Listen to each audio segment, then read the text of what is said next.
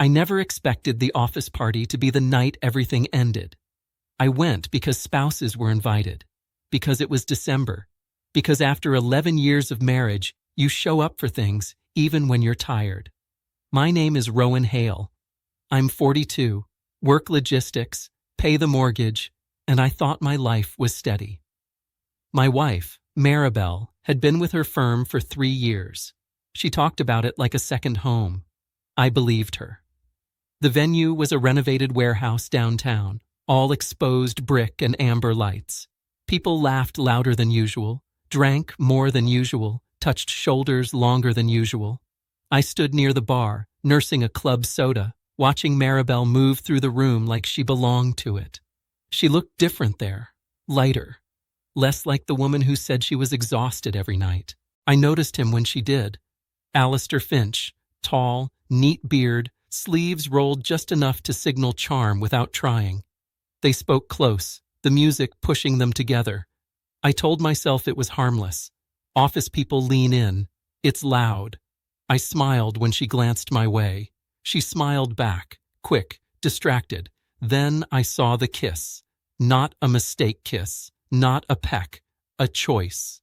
Her hand went to his chest, his to her waist, and their mouths met like they'd practiced. Time slowed in that strange way it does when your brain refuses the picture. I felt heat rise behind my eyes, then a hollow calm. I took one step forward, then stopped. I didn't want a scene. I wanted clarity. They broke apart. She laughed at something he said, and then, as if the room had been reduced to just the two of them, he leaned closer again. His hand slid lower, casual, confident, crossing a line no colleague crosses. He lifted the hem of her skirt just enough to make the meaning unmistakable, not explicit, just deliberate, just public enough to be reckless. That was when something inside me went quiet. I didn't rush them. I didn't shout her name. I watched long enough to know this wasn't new. Their ease told the story. This was familiarity wearing a party dress. This was weeks, maybe months, hidden behind late meetings and tired smiles. I walked outside into the cold and stood there until my hands stopped shaking. When I went back in, I waited near the exit. I didn't want to catch her. I wanted to be seen. She found me 10 minutes later, eyes bright, cheeks flushed. When she realized I'd seen, the color drained from her face. "Rowan," she said, like my name could rewind time. "Are you finished?" I asked. My voice surprised me, even, polite. She looked back toward him, then at me. "It's not what it looks like." I nodded. "It is." In the car, she talked about stress, about feeling invisible, about one mistake. I listened the way you listen when the decision has already been made. When she reached for my arm, I moved it away.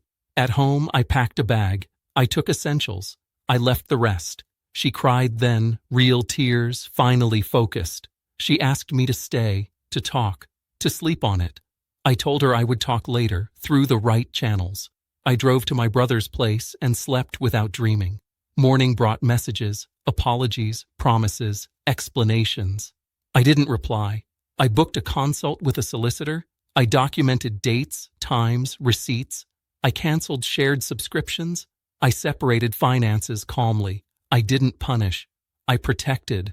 When we spoke days later, she asked how I could be so cold. I told her I wasn't cold. I was clear. I said the marriage ended the moment she made it public.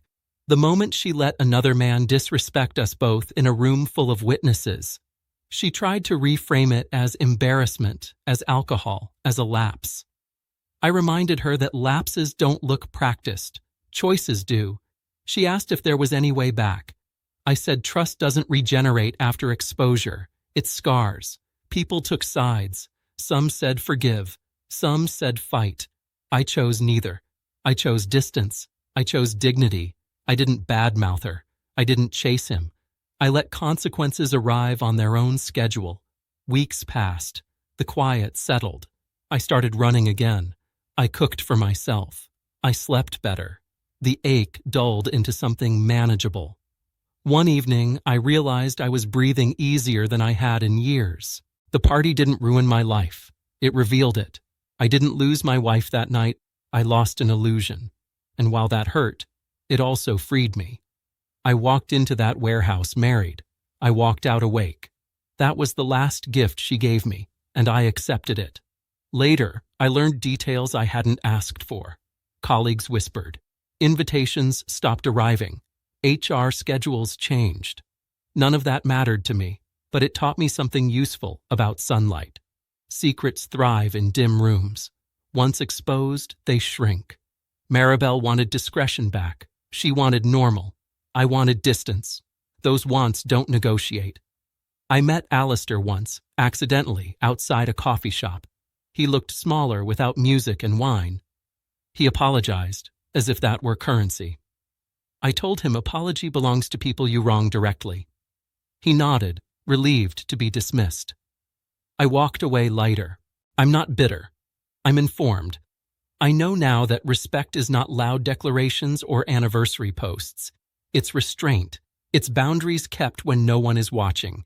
I will build again, slowly, with someone who understands that. Until then, I'll keep my life simple, my standards firm, and my evenings quiet. Peace, I discovered, is the opposite of pretending. I don't regret trusting her once.